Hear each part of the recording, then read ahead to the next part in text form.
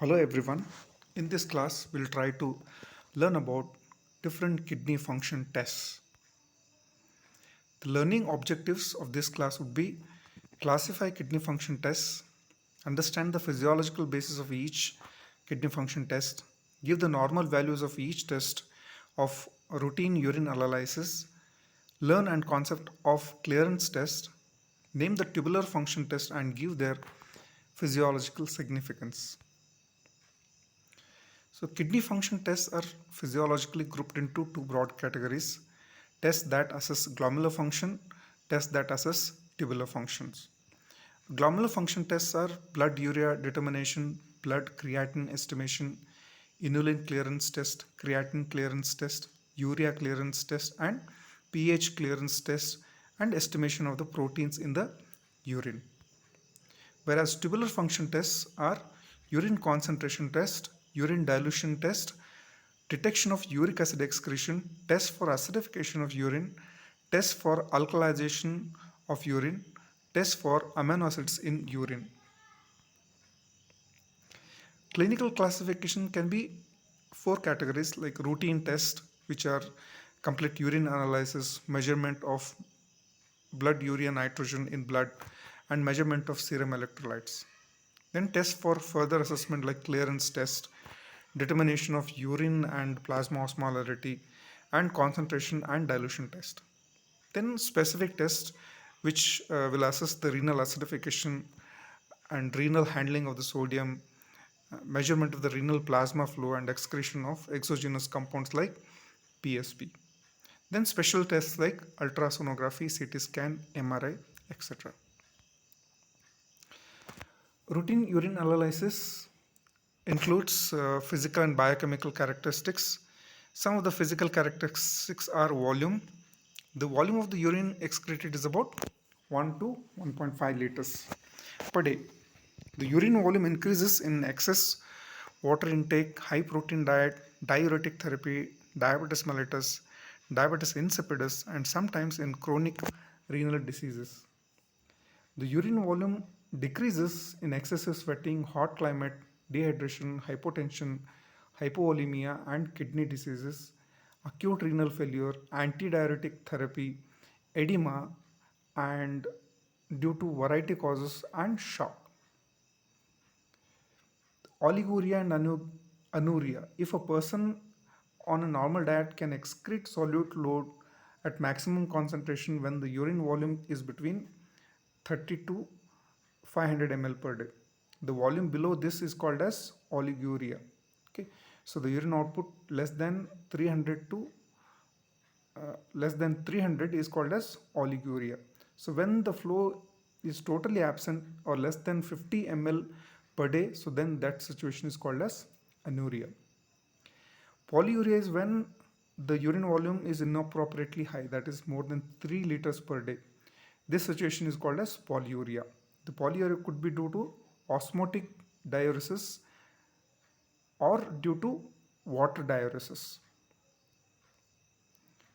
The common causes of polyuria are excessive fluid intake, osmotic diuresis, this can be due to the hyperglycemia in diabetes mellitus or hypercalcemia. Neurogenic diabetes insipidus, that is because of the decreased ADH secretion, which will decrease the absorption of the water. Okay, so that causes polyuria. Nephrogenic diabetes due to the tubular defects and interstitial renal disease or hypokalemia or hypercalcemia, drugs such as lithium, so which are going to uh, lead to the damage to the tubes of the kidney. Diuretics, psychogenic polydipsia, increased frequency of micturition as it occurs in erythritis, cystitis, and prostatitis that may cause polyuria.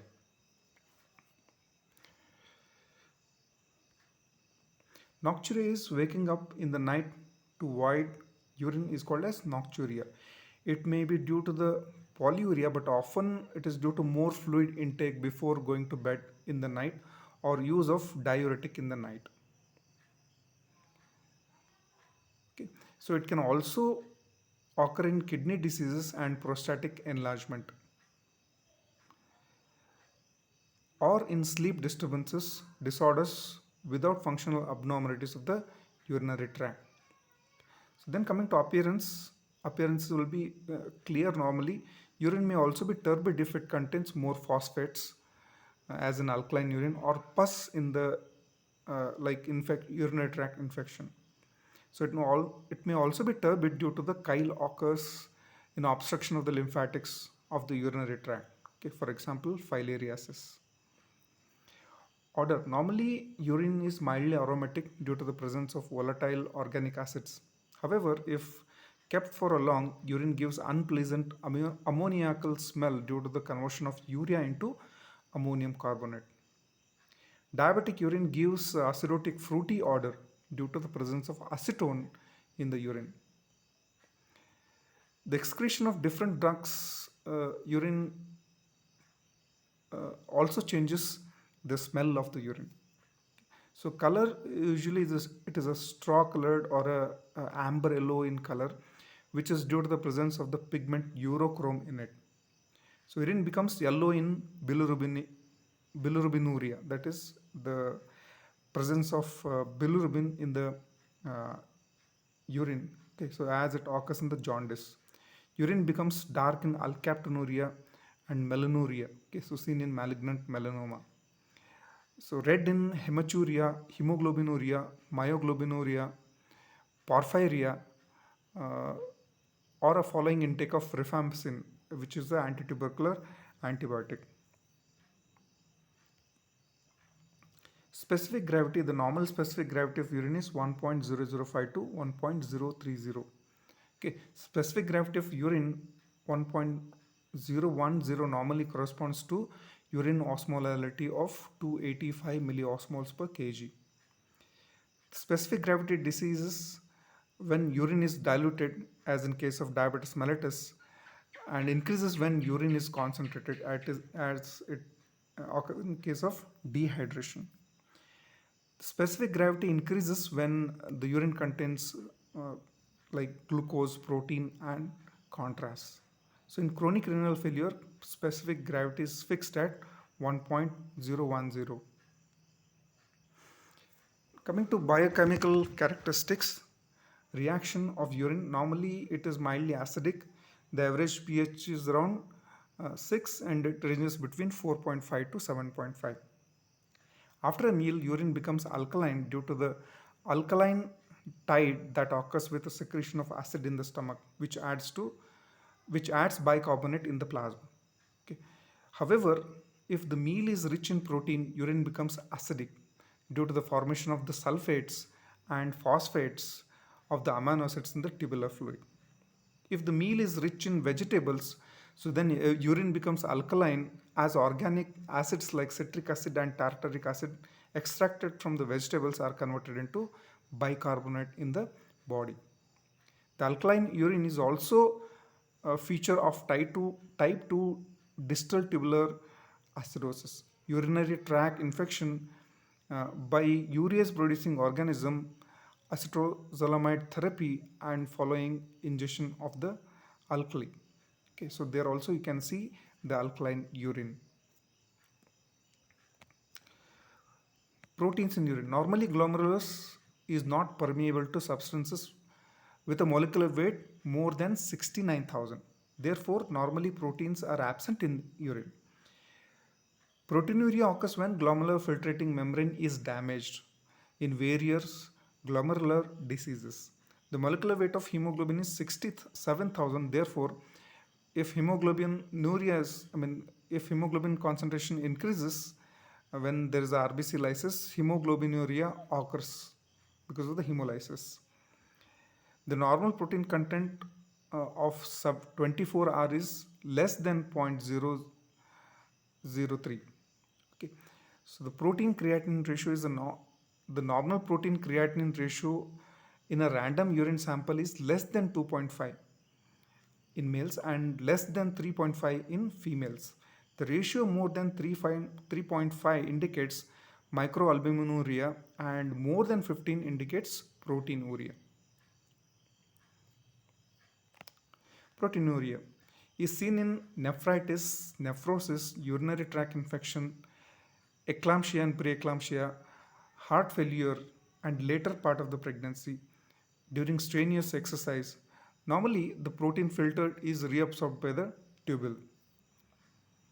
Therefore, either in increased filtration or in diseases of tubule, proteinuria occurs.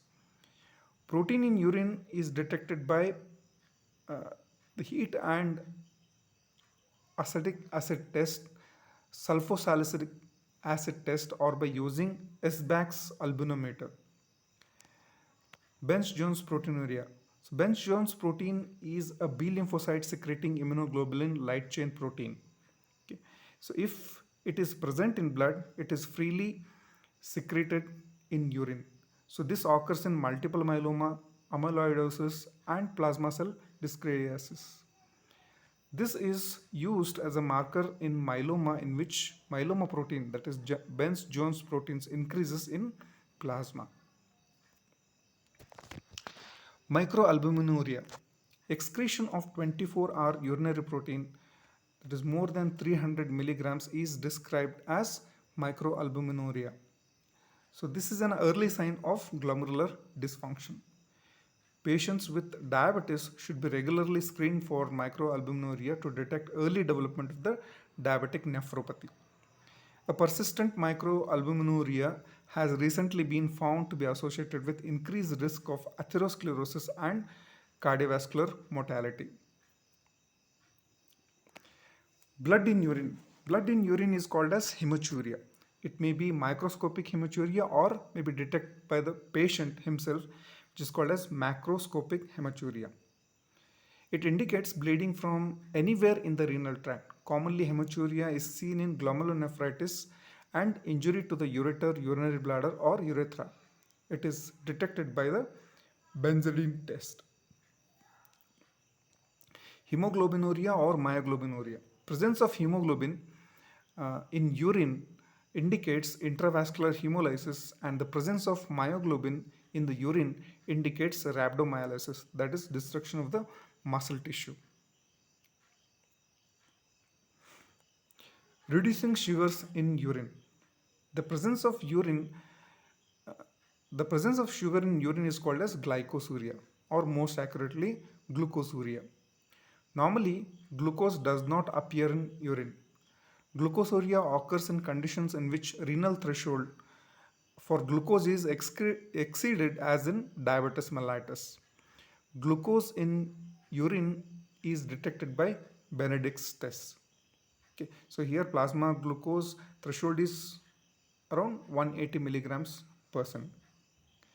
Glycosuria occurs due to the causes are diabetes mellitus, kidney diseases, because of which the renal threshold is reduced, so sugar starts appearing in the urine. Alimentary glycosuria or lag storage glycosuria, in which transitory rise in the blood sugar occurs following meals, which may seen in normal people after gastric surgery. Okay. Uh, Hyperthyroidism, peptic ulcer, and hepatic disease. Gestational glycosuria, glycosuria is here common in normal pregnancy, as renal threshold for glucose falls in pregnancy due to the increased glomerular filtration rate. However, gestational diabetes should be ruled out. Other biochemical tests are ketone bodies in the urine. The ketone bodies are acetoacetate, beta hydroxybutyrate, acetone. Excretion of ketone bodies in urine is called as ketonuria. Normally, ketone bodies are not present in the urine. Okay. Ketonuria occurs in severe diabetes mellitus, starvation, chronic vomiting. Ketone bodies in urine detected by Rothera's test and Gerhardt's test. Bile salts in urine. Bile salts appear in urine in the early phase of obstructive jaundice. Bile salts are detected by Hayes test and Pentenkopf test. Bile pigments in urine. Bile pigments like bilirubin and biliverdin appear in urine in obstructive jaundice. Bilirubinuria is detected by modified Fauchett's test and Vandenberg reaction. Urobilinogen in urine. Normally, the main pigment in the urine is urochrome. However, small amount of urobilinogen may be also present in urine. So this is detected by Ehrlich's test and Schelsinger's test in Schelsinger's test for urobilinogen. Coming to the clearance test. So clearance is defined as the quantity of blood or plasma cleared of a substance for a unit time. This is expressed as a ml per minute. So it is a ml of plasma which contains the amount of that substance excreted by the kidney within a minute. So the clearance can be given as uh, the substance that is excreted per minute divided by substance uh, that is in per ml of plasma or serum. Okay, so thus it can be calculated by using the formula C is equal to UV divided by P, where U into V uh, gives the value of substance that is excreted per minute. Okay, so here U is concentration of the substance in urine, P is concentration of the substance in plasma or in serum, and V is in the ml, the milliliter of urine excreted per minute. Okay, so usually the clearances will be expressed as ml per minute. Okay, so this table says that the relation between GFR and clearance value. Okay, so the substances which are filtered but neither reabsorbed or nor excreted, here there GFR is equal to clearance. For example, when you are estimating uh, inulin clearance, okay, so the inulin is not everything is filtered but nothing gets reabsorbed. Okay, so here the clearance of inulin will be equal to the GFR. So inulin is used to measure the GFR. Then substances which are filtered, reabsorbed and excreted. Okay, so the substances which are filtered, they're also reabsorbed at the same time. They are secreted also. So here the clearance of that particular substance can be equal to GFR. So such substances are uric acid. Okay, so the estimation of clearance of uric acid can be equal to that of GFR. So some of the substances are filtered and partially they are reabsorbed. Okay, so where the clearance of that substances will be less than that of the GFR. Okay, so sometime example are urea and creatinine, because some of the substances are reabsorbed. Okay, and these values will be bit less than that of GFR. Clearance of these substances will be less than that of GFR. Okay, so some substances are filtered and they are secreted but they are not reabsorbed. Okay, and hence clearance of these substances will be obviously more than that of the GFR. Okay, so usually the plasma will be filtered, again the some amount of the plasma is also secreted back. Okay, so thus for the calculation of the renal plasma flow, the diadrast and the para-aminohippuric acid are utilized since their clearance is more than the GFR. Okay, so here the diagram showing the inulin clearance and which is going to estimate the GFR. Okay, so here you can see the amount of the inulin which is uh, filtered equals to the clearance of the that substance. Okay, so here clearance is almost around 132 milligrams per ml. Okay, so GFR is almost 132 ml per minute. So that is very close to the GFR. The normal GFR is 125 ml per minute. Okay. And if you see the pH clearance, okay, so which usually used to find the renal plasma flow. Okay, so here you can see the clearance of pH, okay, so is more than that of uh, GFR. Okay, so it almost amounts to 600 ml per minute, which is very close to the renal plasma flow. Okay, so that is why the para-aminohippuric acid is used to assess the renal plasma flow. Okay, and once we get the renal plasma flow, we can calculate the renal blood flow. Okay, so that is how the inulin and para-aminohippuric acid, they are utilized for the measurement of the GFR and renal plasma flow respectively. Blood investigation. Serum urea. The normal serum urea level is 15 to 40 milligram per cent. Increased serum urea is seen in case of high intake of protein and GI hemorrhages, and where there is a high production of the proteins because of the trauma, burns, and infections, and reduced urinary excretion of the proteins because of the renal failure and hypovolemia. So serum creatinine, the normal serum creatinine is 0.7 to 1.5 milligram per cent in males and little low 0.5 to 1.2 milligram per cent in females.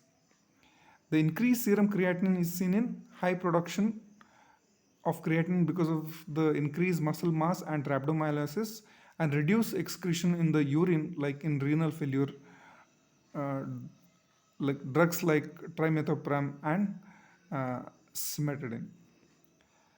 And serum electrolytes. Hyperkalemia is an important feature of renal dysfunction. Coming to tubular function tests, okay, so the most important is determination of the specific gravity. The specific gravity depends on the concentration of solutes, where the osmolality detects the presence of osmotically active particles in urine.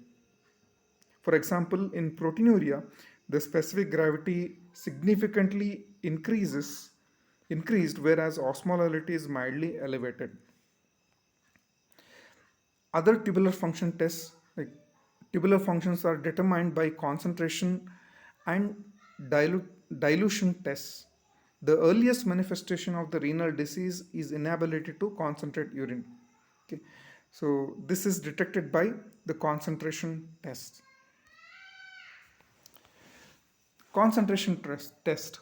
The patient here is advised to eat normal food at 6 p.m., but the fluid intake is restricted to 200 ml. He is further advised not to take anything throughout the night. Next morning at 7 a.m., the bladder is emptied and this first specimen is discarded. At 8 a.m., urine collected and this second specimen is obtained for measuring specific gravity. Okay. If specific gravity is more than 1.022, the renal function is normal. If the specific gravity is below this value, the third sample is collected at 9 am and this sample gives a specific gravity less than 1.022, then the concentrating ability of the kidney is considered to be impaired. Determination of urine volume. The measurement of volume of urine passed in 24 hours is a simple test for tubular function. The urine volume is measured separately during night time and during daytime.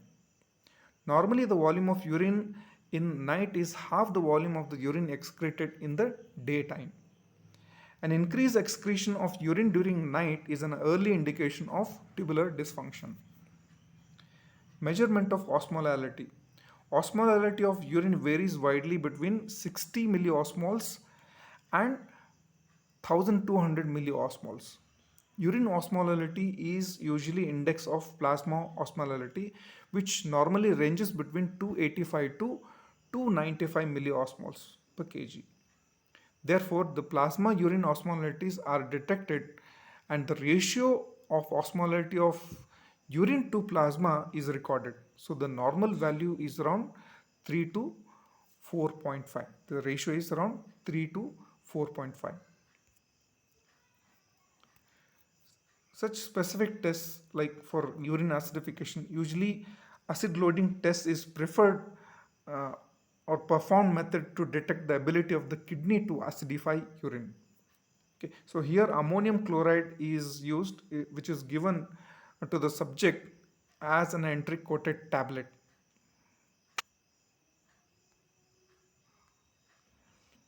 Okay, and urine is collected every hour for 4 to 8 hours for determination of pH of urine and ammonia excretion of each sample.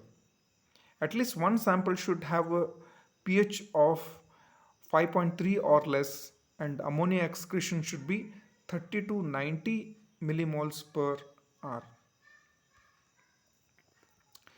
Test for renal handling of sodium.